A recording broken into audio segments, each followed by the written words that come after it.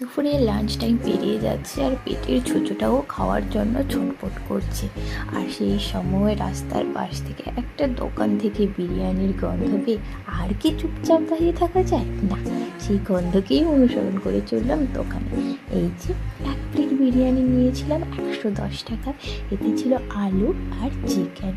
যাই হোক, আলুটা যা ছিল পুরো যেন তুলতুলে নরম, আর টেস্টও ছিল দারুণ। আমি তো আলু দিয়ে বিরিয়ানি খেতে শুরু করে দিয়েছিলাম। পেঁয়াজ আলু দিয়ে বিরিয়ানিটা খেলাম। উফ, বিরিয়ানিটা যেমন ছিল ঝরঝরে তেমন ছিল নর্মাল, খুব একটা ঘি বা জোরালো গন্ধ ছিল না।